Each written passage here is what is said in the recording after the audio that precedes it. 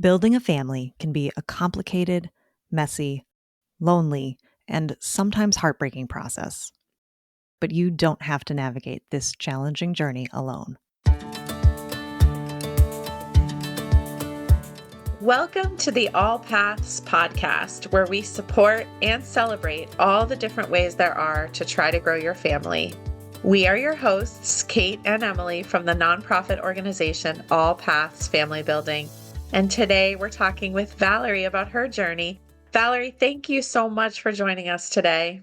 Thanks for having me. We're so happy to chat with you. So before we get into talking about your own family in more detail, we'd love you to introduce yourself briefly for our listeners. Oh, sure. Briefly is hard. Doesn't have to be that brief.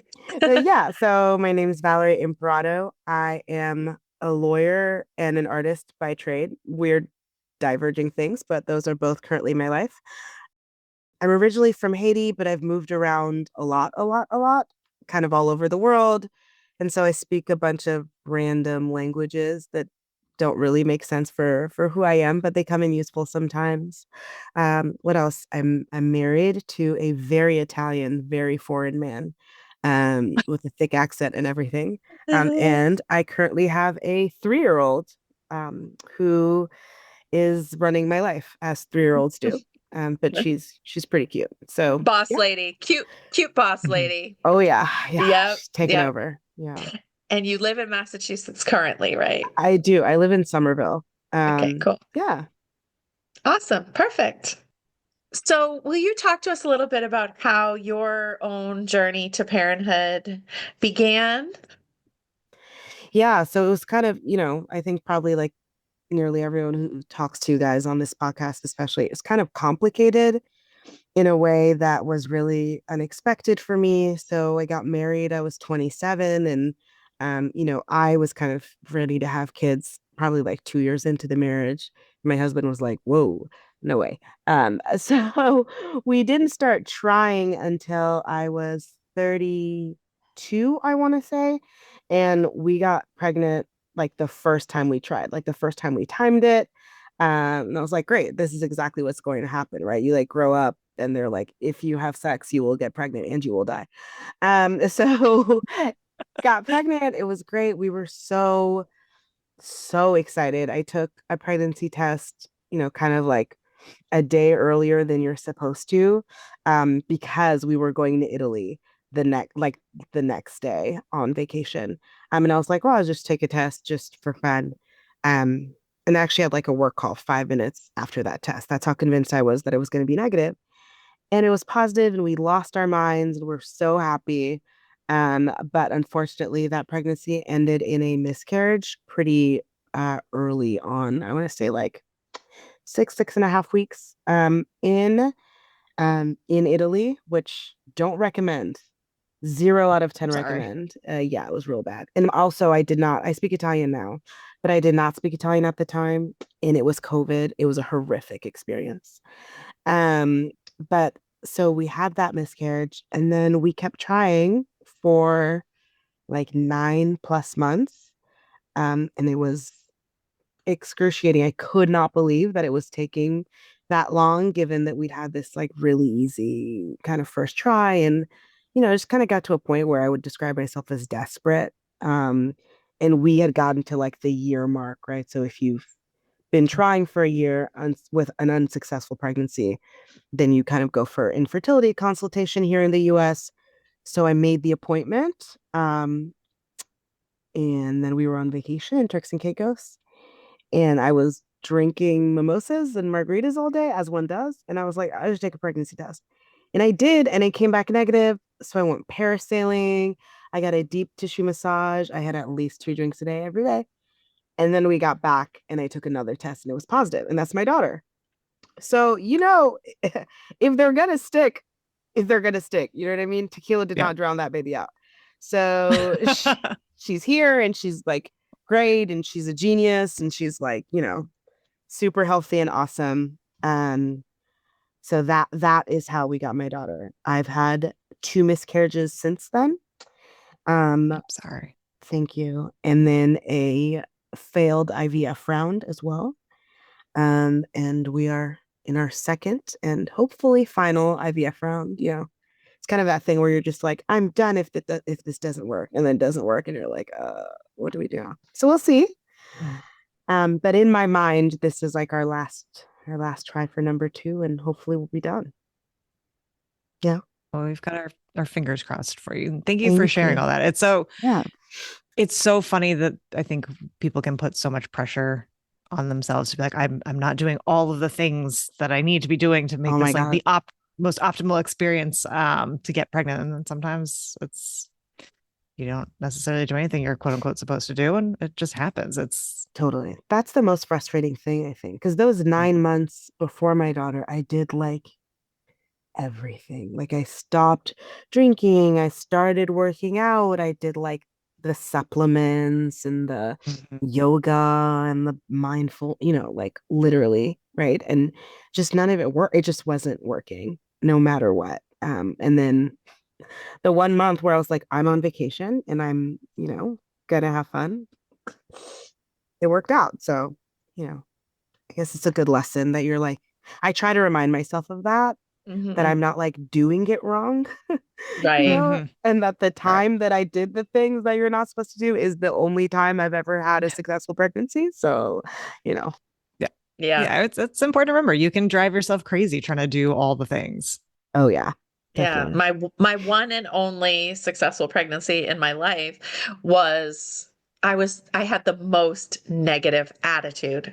And so like I just like I was not optimistic. I was like, this is foolish. Why am I wasting my time with this? And so I was kind of like, oh, maybe my attitude is think negatively. Like, because I'm And for like, you, that's something.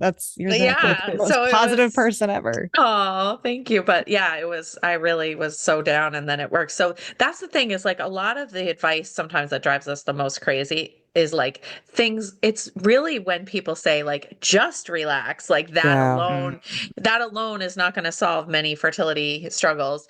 But relaxing is a good goal. I mean, yeah, like that is a great thing. But all of these things are just like if you're becoming stressed about relaxing, then that's not going to help you. It's like we tie ourselves in knots and I'm sure all those holistic things you were doing were good for your overall health and well-being. They right. didn't result in that goal that you had obviously of a healthy pregnancy, but those were beneficial but then the Turks and Caicos was the most beneficial and we got to support that, Totally. Little that's sunshine, little beach. Yeah, I think that it's hard too with the advice. I think at least for me, the thing that drives me over the wall is then like watching all the people who are not taking the advice who are getting pregnant, right? And like, it's that thing like which yeah, I think everybody who's been through infertility or miscarriages and stuff, you're like genuinely happy for your friends, you're genuinely happy for the people in your life, and you're just like, are you fucking kidding me? Sorry, excuse the cursing, right? Of like, I did the thing and the supplements, and I like relaxed and I got massages and I did all the things I was supposed to do. And I know for a fact that this person is working like 80-hour weeks and like smokes a pack a day and is super stressed and is older than me, because let's not get into the age thing, Mm. and got pregnant with a healthy baby the first time that they tried, right? And it's and is now on like their third baby, and they're like, oops, guess my husband and I are having too much fun, and you're like, ah. I want to stab you. Yeah, I want to stab you in your eyes. That is so infuriating. Yeah. So, I like comparison is the thief of joy, but I think that's such a big part of this thing, especially when you're listening to all this advice. You're like, well, why isn't it working for me? Why can't I control this the way other people seem to be able to? Yeah. So, how has this journey affected your relationships? I know anybody who's, been through this knows that it does have an impact on your relationship with your own body, with your partner, with your family and Oh, friends. What have you seen? oh my gosh, so much, so much. I think that for me, there have been a lot of different ways in which like this journey has made me feel smaller and inadequate. And I think that reflects all of your relationships. So one complicated thing for me is like I was the first one in my kind of core group of friends to get married, like by years, and was also the first one to have a child with my 3-year-old. And so what that meant was that at the time when everyone was now getting pregnant with their first baby, I'm like the pregnancy guru. And they all know, like, I have one child, but I've been pregnant 4 times, right? So there's like one particular day where I was just like having a bad day. Like I was tired of the IVF injections. I just felt awful. And like two of my best friends from different stages of life texted me to tell me that they were pregnant and like asking me all this advice. Right. And I was happy to be there for them and was happy that I had that experience. I was one of their few friends who like had kids before. Right. But then like, I think that's also the thing with secondary infertility. I'm also in this place where I'm like yearning for a baby and feeling really crappy about not being able to be pregnant. Um, but that's also seen a little bit less because I have a child, right? And I think it's also like if you haven't been through miscarriages, you don't realize how triggering pregnancy and especially like easy pregnancy, frankly, can be for people even when they have a kid, right? Like you've reached the goal, as if you can't want more kids, even if you have one. So I think that has been sometimes hard in my friendships. I think for my daughter, I have wrestled a lot with the guilt of feeling like, am I robbing her of her childhood? Like, am I robbing my existing child of her childhood or the best version of her mom out of this like seemingly futile attempt to have a second child, right? And I think if I'm successful, I'll be like, well, giving her a sibling and giving her her best friend will have been worth it. But if I'm not, it'll feel like, I spent 2 of the 3 years of her life or 3 of the 4 years of her life, whatever, like always doing IVF and always having to tell her to be gentle because I've got like bruises from needles or can't pick her up or always like, in bed because I'm feeling sick or I'm super hormonal or I just had a miscarriage or, right? And so I think there's a lot of guilt around that and a lot of like trying to anchor myself in the present of like, I am currently this person's mom in the most important and developmental years of her life. And I also want a baby, right? And so, like, what does that mean?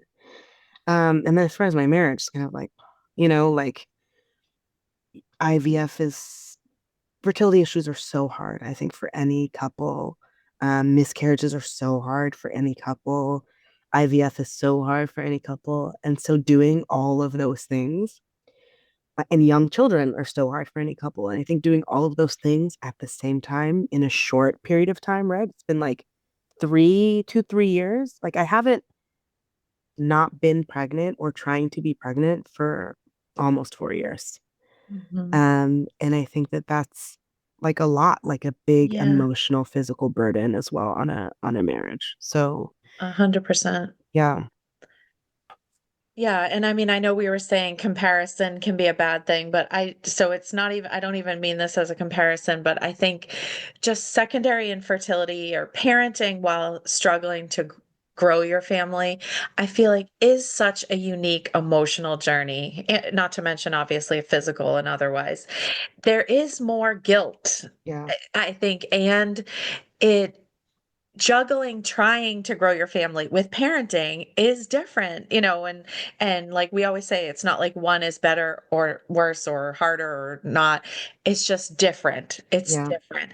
And but what I will say is just to try to be gentle to yourself, because I think again, in our own bodies and our own hearts and minds, we feel like it's the magnitude of it in our own heart is so big that yeah. it feels like it's filtering down to our kids.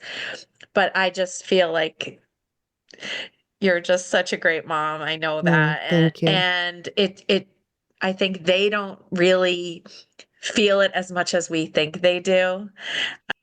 And regardless of the outcome, you're trying to grow your family for yourself and for her. Yeah. And so it's not like it's not a selfish thing in any way. Thank you. What? Yeah, I try, I really try to remind myself. It's hard to believe that. I try to tell myself that. I think that, one thing for me is as Kate, I make art about this, and have been for a while now. And so one thing that I just try to tell myself is like one day she'll see this work and she'll understand it. And I just, pray against all odds that she never has to go through anything like this. But I also hope that like she gets it, right? Like when she's 30 something, like to the extent that this has any impact on her childhood, that when she's 30 something, she sees the work, and in ways that I can't explain to her now and probably won't be able to explain to her in 30 years, and can like remember that like I'm a woman and a person, right? And not just like a mom, even though we all think of our moms as like just a mom. But that'll be a glimpse for her of like what this was like for me, and why maybe sometimes I was the way that I was at that point in time. Can we talk about your art for a minute? Because it is the show that you had in Somerville earlier this year was amazing. And I think we were all Thank you. crying because it's is so visceral and brings up those emotions in those moments in a way that like talking about the experience just doesn't necessarily capture. Yeah.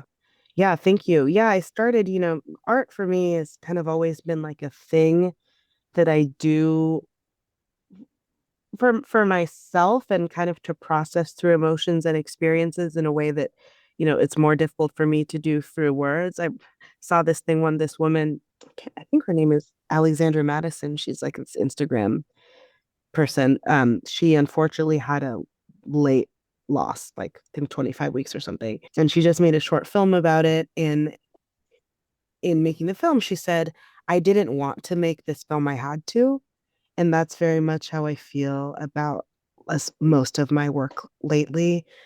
And then sharing it has been like a wonderful experience, and sad too, but like, I think every time I've been in the gallery and somebody's come in, like at least one of the people who comes in is a woman who bursts into tears, right? I'm always like, oh my god, can I hug you, right? It's just like they get it and they've clearly been through it, and it's like, one of those clubs that you don't want to be a part of but is this amazing community. And so for me, kind of making work throughout the process about what the process was like was important for me. And I also started making the work and made most of the pieces before I knew the results, which I think really informs the work. And I was so convinced that IVF was going to work because I had had a child, quote unquote, naturally, like, doing air quotes, because like, what does that mean? Right. Because I had just like gotten pregnant, I thought like, because I'm going through this extraordinary measure, there's no way this is not going to work. And then it didn't. And so, like, for me, the work was so much more about the process of IVF and how kind of like strange and alienating and lonely and clinical it was than it was about like having a baby. Cause that was a given to me that like this was going to result in a baby. But I was so kind of taken aback by how difficult the process was and emotionally just kind of devastating the process was for me.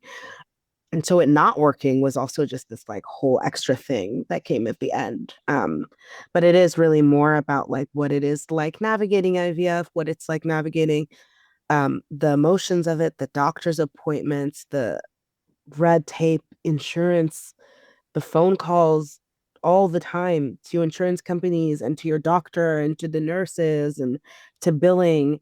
Um, and like, oh, your insurance doesn't cover this medication. We have to order the generic one, but I have 2 days to take it. Like Yeah. going insane, right? While having a Mhm. 3-year-old on top of that. Yeah. Yeah. I mean, I think I mean we feel many things about your art, and but one was I think that obviously I just think they're beautiful, Thank you. and like the vivid colors, everything, the textures of some of the pieces are just so powerful. But also I know you took great care and curated sort of the progression around the gallery. Yeah. And And even though obviously there were pieces that, like, again, just because of the vivid colors or whatever, that stayed with me more. But I remember in the moment standing a long time in front of one of the first ones, which is about talking to the insurance companies Mm. and the long, drawn out process sometimes of getting these pre-approvals that you need or figuring out what the medication deals are, and not deals, but what the process is of taking the medications and even getting them approved and all those things. And it just really like resonated with me. And I thought it was so powerful just to have a piece like that make you feel that tension and stress and frustration of that process. So I feel like the way they were organized around the room kind of was Yeah. the progression of your IVF cycle. Yeah, it definitely was. And I think that that's also like an underrated is the wrong word, but like underexplored part of it. Like I had no idea, right? That like the red tape before starting the process, right? There's like the injections and the meds, and that's all terrible.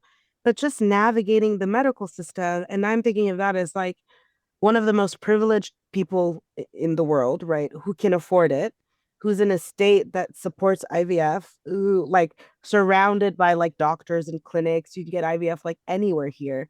And it was still so like highly educated, like can kind of navigate these systems. And it was still so hard for me, like just to get started, right? Like I remember being on hold for an hour and like still never connecting to anyone. And I'm in my office with the door closed, and then I burst into tears. Then I had to hang up and wipe my face to have a meeting, right? Like, and that's all to get started. While the doctors are telling you, like, TikTok, your eggs get worse every month.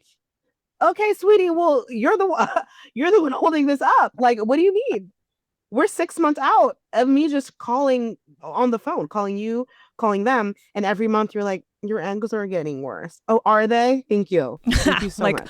oops, I forgot about that. I forgot about that. Yeah. So I do want to jump in and say we were fortunate enough to go to one of your shows and to see your art earlier this year. For Yeah. everyone listening who hasn't, I bet Yeah. it's weird listening to us try to talk about it.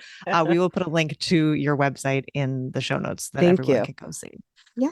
So hopefully it'll make a little bit more sense when you actually get to see the pieces themselves. Yeah. Yeah. I agree with Kate though. I think the insurance one was one of my favorites. But do you have a favorite piece? Oh, it's a good question. I think my favorite one is I think it's the last one that's like all embroidery, and then Mm-hmm.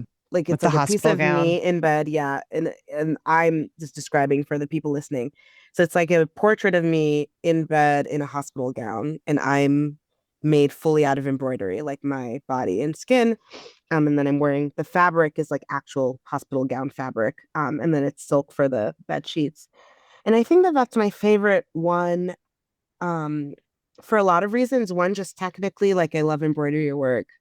That one took me a billion years. And the hospital gown idea kind of came to me at the end, and I just thought, like looking at it, I think that's the one that evokes the most for me, and is also, even though it's about this IVF journey, it just reminds me so much of like being in the hospital in the same place after all my miscarriages. And I've had only one, is this true? Only one of my miscarriages did I not end up in the hospital. One out of three. The other two, I ended up in the hospital at some point. And like for me, the expression on my face in that piece is very just kind of resigned.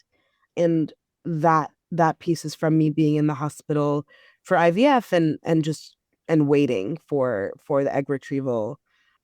But when I looked at it after I made it, it kind of felt like deja vu of all of these times of just being in the hospital, kind of waiting for a surgeon to come in and rummage around and either put something in or take something out, and like all to this journey of trying to have a baby or losing a baby. And it just felt like this merry-go-round of that. So I think that one's my favorite. Yeah, that's very good.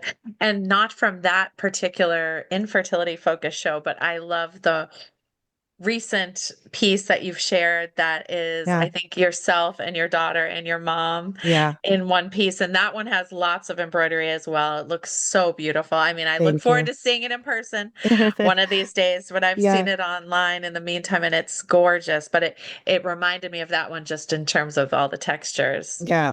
Thank But you. the multi-generational piece is so powerful as well. Thank you. Yeah, that's also been, not as relatable maybe to everyone and who's listening, but a part of all of this for me as well is that my mom's been very ill throughout this Mhm. this whole process, and she's kind of in the end stages of her illness now. And so for me, like psychologically, as a woman with a daughter who's also trying to grow her family, then also having that piece of my mother's decline has been a very interesting part of the fertility journey, and in kind of like a cycle of life way that I think's been difficult, Mhm. and interesting for art purposes as well. Yeah. But Yeah. yeah, it's just like sometimes I think like each one of those life experiences is so big and Yeah. so can be wonderful, but can be so hard. And then when you're dealing with all of them at the same time, it's like, not to mention the current political climate is like, Yeah.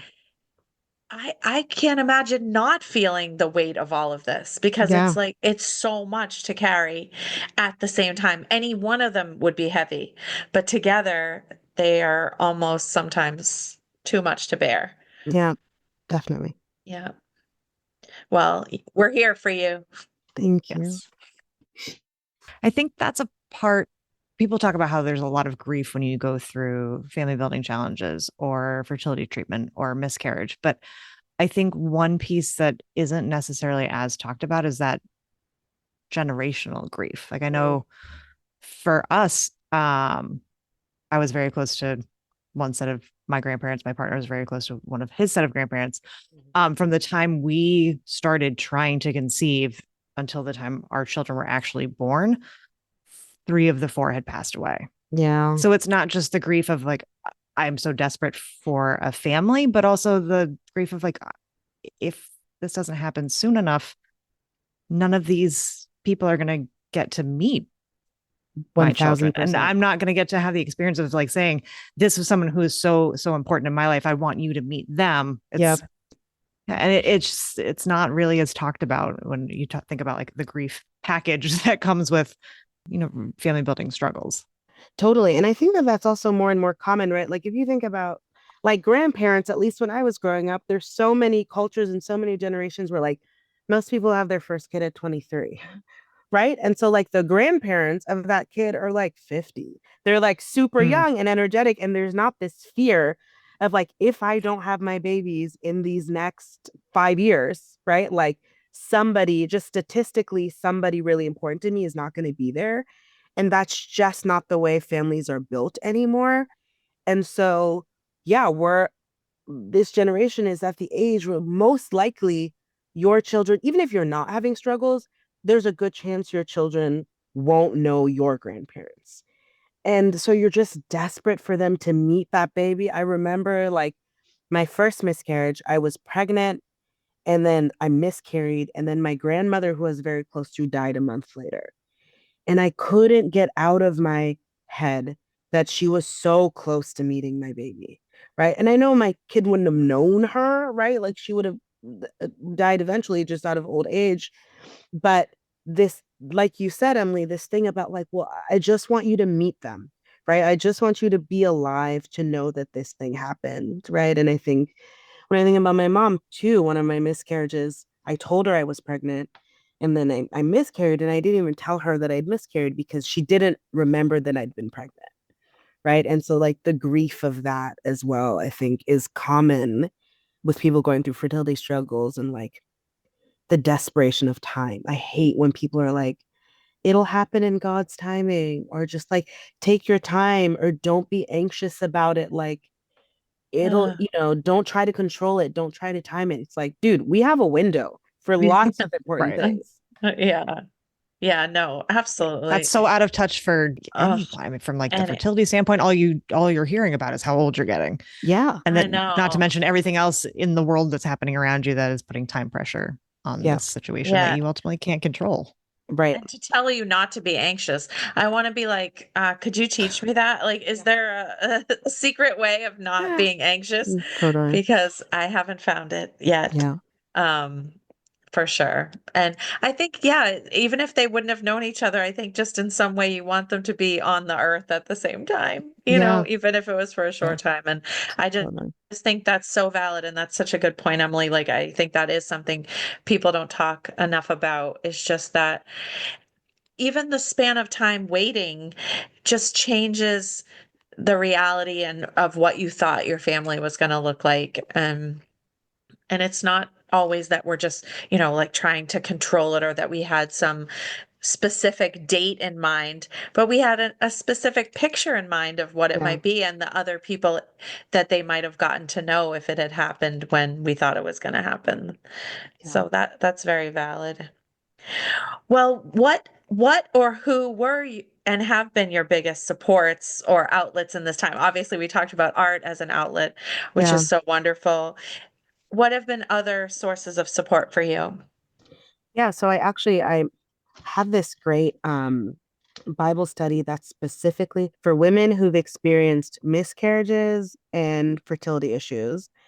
And it's really great because it's also like a very different when one of those women gets pregnant, it feels different, right? Than like your friend who just like blinked and got pregnant, right? And so I've been in this group for years. My friend who I used to lead like a career women's Bible study with started it when she had her first miscarriage, and she invited me to it when I had my first miscarriage. So we've been in that group with these other women kind of in and out since my first miscarriage and then throughout my pregnancy, which like pregnancy after loss, as you all know, is like its own thing. And then my subsequent miscarriages and then my IVF journey. And we have like women who've just all gone through like really different things. We have women who've gone through like late stage pregnancy loss, like slash infant loss, right? Like if you go through a whole pregnancy and have a stillborn, right? To women who've had recurrent miscarriages, women who did like 10 rounds of IVF, women who, just all of it. And then kind of as the years have gone by, it's been like, I'm pregnant. And it's been like, oh my God. And we're like all praying for you. Like this is your first pregnancy in like 6 years of trying and failed IVF rounds and all of these things. And babies being born and all of that stuff. So that's been really great and really encouraging actually when those women get pregnant and have successful births. And I think between that and art and then yeah, just other women who've been through it, like I think being honest, like you want to say like your partner, and of course like my husband's been there for me in his own way, but I think that partners and probably especially male partners, I'm not 100% sure of this, but I have an inkling. um they're going through it in their own way, and they have their own thing about like their own grieving process and can't understand like the physical part of it, and the just like yeah, I've been injecting myself for weeks. So like I feel shitty. And like not just like I have a cold, right? Like this is awful. And if you were going through it, you would die because you're a man kind of thing. Um so he's been supportive in his own way. But I think to be honest, it's really mostly been women. Women who've gone through it in their own way or gone through something similar or who talk about it online. Cause that's another thing I'm sure you all talk a lot about in the work that you do. Is just the secrecy of it all. And I think if I didn't make art about it, I don't know that it's something that I would share because it's comes with so much shame and so much guilt. And even though that's misplaced, it's still there. Um, so yeah, just connecting with other women who've been public about it.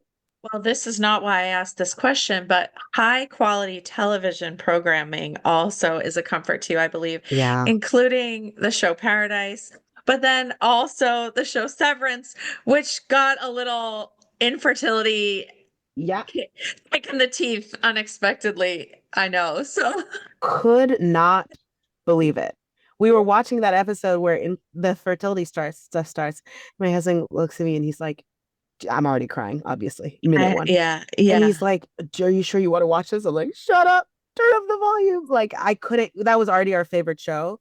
And then for that to be part of it, incredible. And yeah. so well done and so well So well represented. done. So yeah. Oh, that was crazy. And, but also, like, sometimes because I'm not currently trying to grow my family, Yeah. I, I see, but I even see things like that or experience things like that and get triggered by it.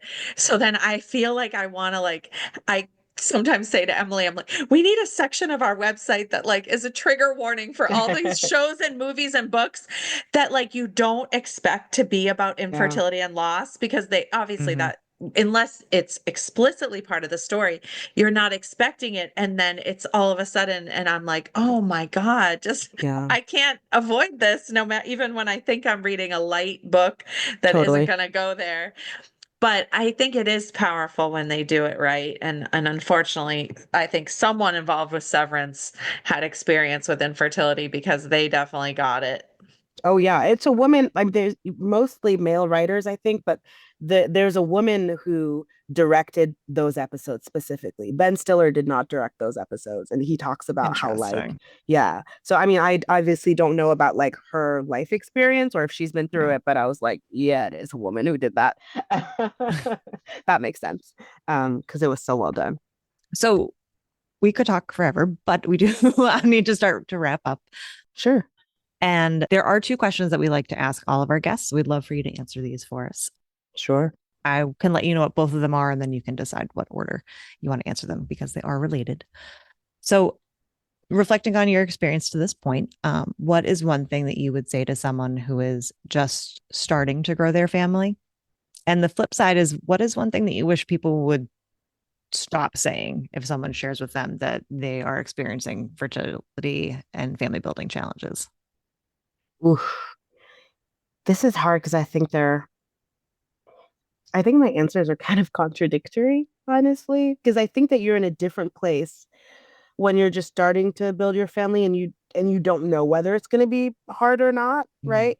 Versus when you know that it's been hard and probably um unexpectedly. So, I would say for someone who's just starting to try to build their family, and assuming for a woman who's starting to try to build her family biologically, I would say know your body. I was really surprised as a woman who consider myself pretty educated and who's gotten good education throughout her life, how little I knew about my body and how little I knew about fertility and just how it works. I honestly did not know until I started trying that there are windows in which you can get pregnant. And that's embarrassing to. I was in my 30s when I started trying. Like I thought anytime you had unprotected sex was a time you could get pregnant. And That's not embarrassing. That's the message that we're taught from like day yeah, one. You get your period. Oh God, watch out. yeah, Like, like if you don't yeah. use contraception, you're gonna Mhm. get pregnant. And I didn't know that like medically that's just not true for nearly every woman, if not the large majority of women, and that the large majority of women have like a 2 to 3 day window.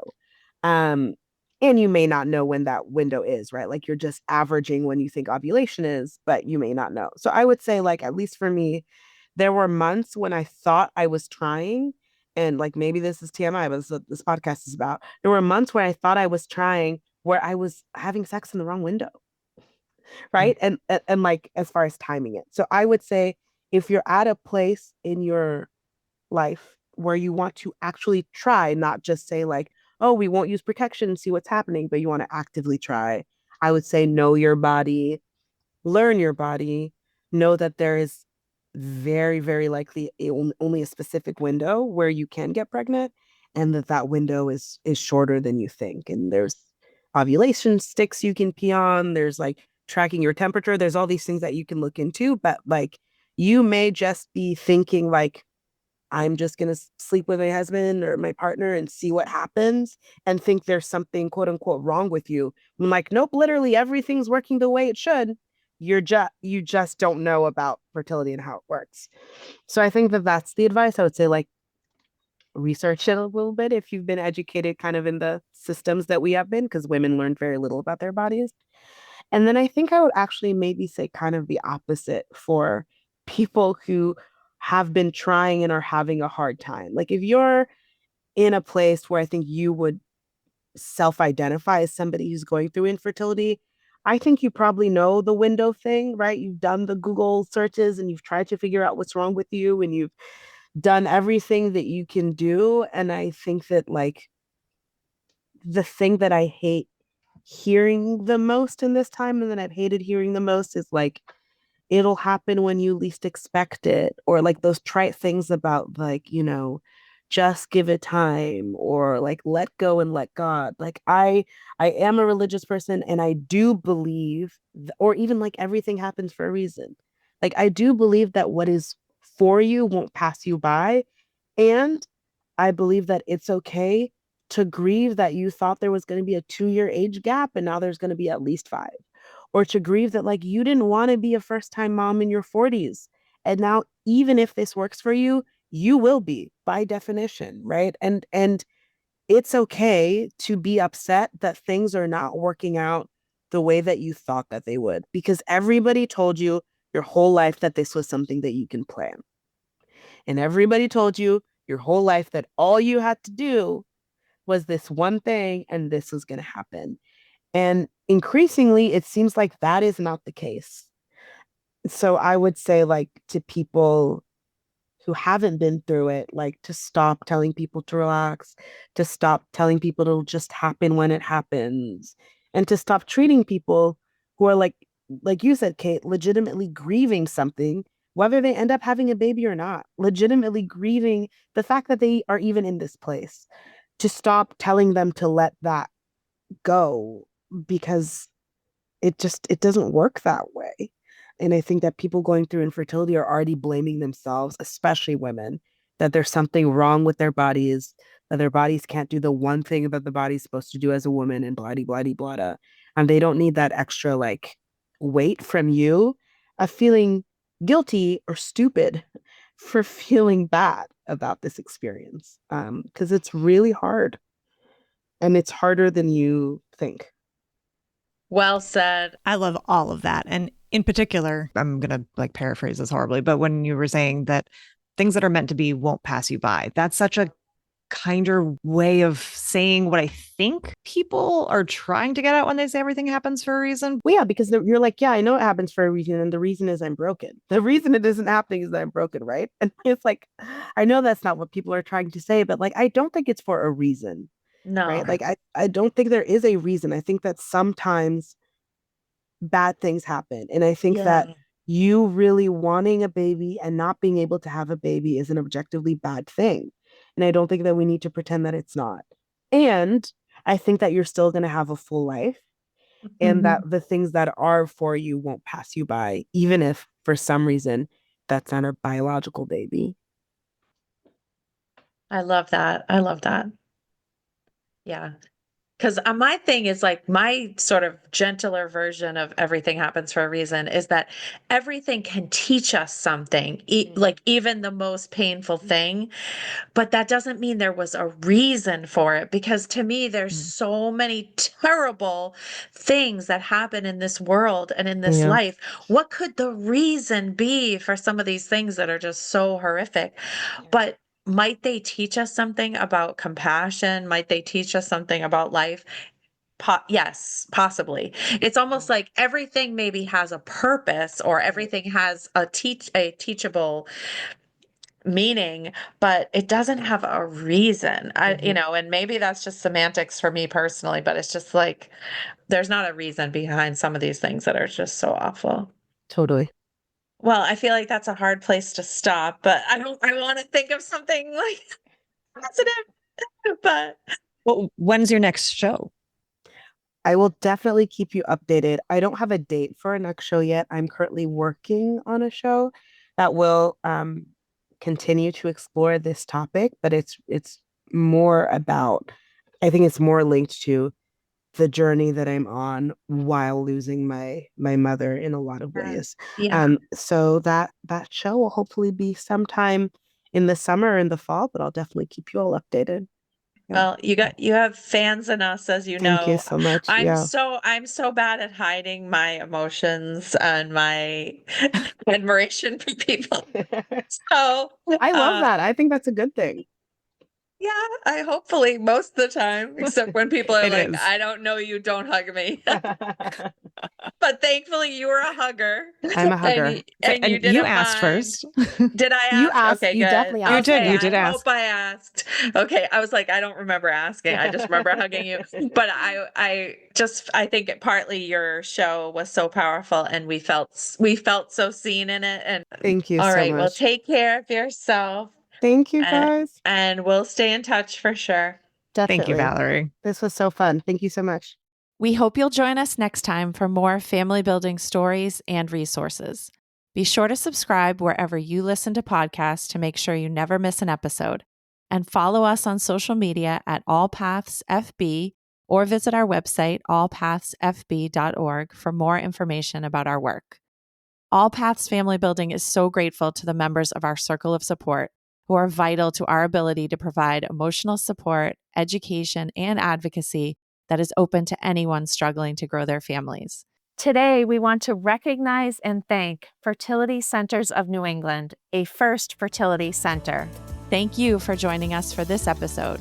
Please help spread the word so that anyone who is struggling to grow their family can join the conversation.